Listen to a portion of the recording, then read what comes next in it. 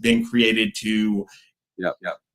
rig the system even more. Right. And how discount cards work is when you, it's all about contracts. So when you are a pharmacy and you have signed on a contract, let's say for Medicare or Medicaid, then you agree that that's the lowest, that's the lowest that you'll accept for a medication, right? So they use that based on, okay, well, this, you have an agreement based on this, that this is the lowest that you'll accept. So I want you to match that. So it is price matching. So, but there's certain times that there's things that might be lost leaders, right? Or not necessarily lost leaders.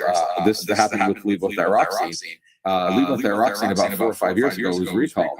So it went from like maybe $200-300 a bottle to $1,500 a bottle. Well, if you're only being reimbursed $20 and now it costs you $90 for the medication, you're losing, $70 on every fill. Yes. And a lot of people don't realize that. And I mean, a lot of people are on the levothyroxine, and the pharmacy I was working at the time, we were losing so much money on levothyroxine because our contract was this amount, and we could not increase the price and have the PBMs pay more, right? So we couldn't. So and there's also the issue, there's the lowest acceptable cost. And that gets forced on us. It's either you take these terrible contract terms in which you're losing a ton of money, or you have to say goodbye to all of your patients. And those have just got worse throughout the years. And now you've got GoodRx here in the middle, picking and choosing all the worst ones to put them all together and throw at us. And now that they've got the, which our president, Deborah Keaveney, actually filed a class action lawsuit against GoodRx and CVS over this.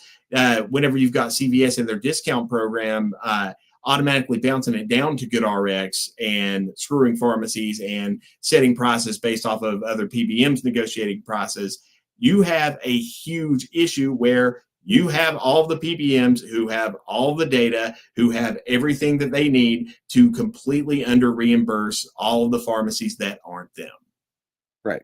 And so that's the case. So if you have to price match it to the lowest price, that's fine and dandy. Even if you're making, let's say, 50 cents on the prescription. The problem with GoodRx is, all right, we're making 50 cents on the prescription, but they're charging $8 for us to use the card.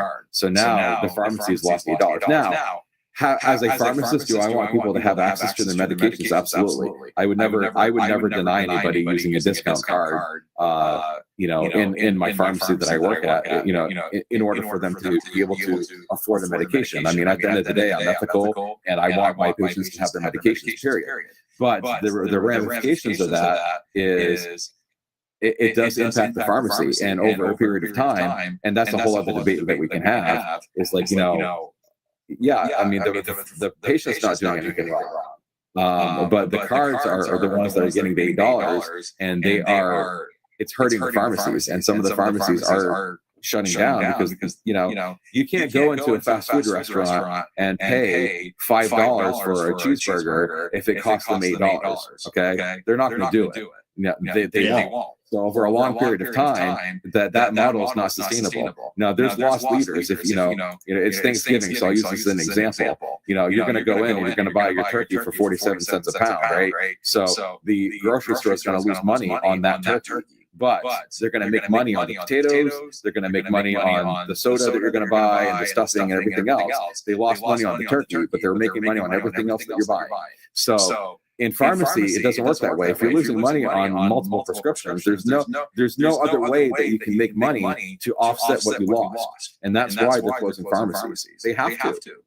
Yeah, they absolutely have to. It's got to the point where they've even abandoned the old talking point that they bring up at state hearings that, pharmacies love to use these prescriptions as a loss leader so they can sell more toothpaste. Like we're making money selling knickknacks. It's absolutely ridiculous. It's got to the point where whenever PCMA even abandons a talking point, it's got that bad.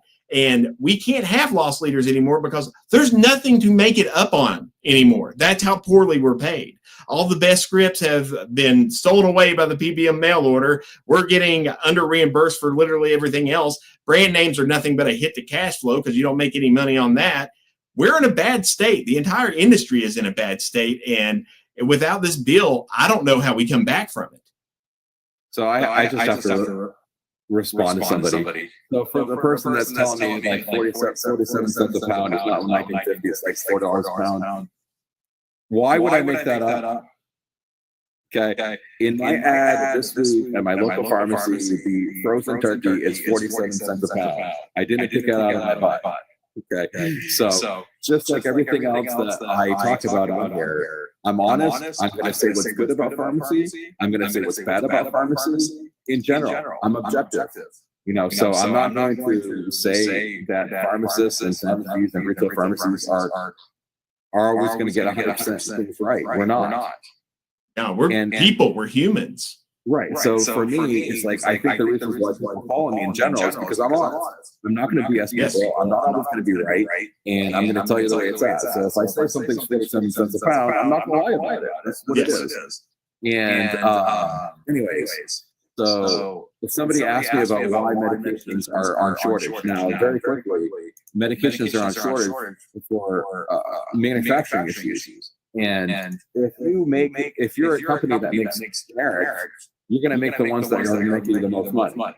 So if a generic is making pennies, maybe you don't make that one.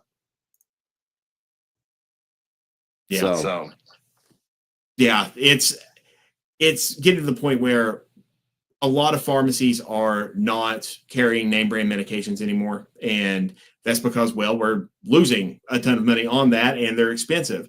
But now a lot of pharmacies are having to make a choice of whether to even carry certain generics because they are expensive and we're under reimbursed. So we're just trying to survive.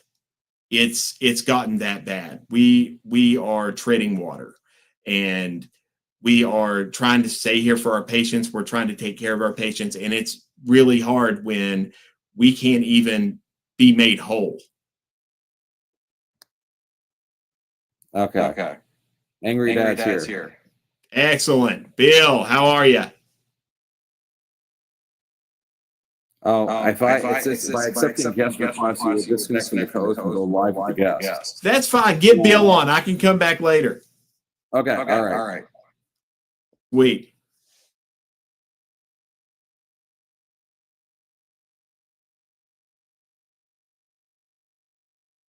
All right. We will be back in a little while.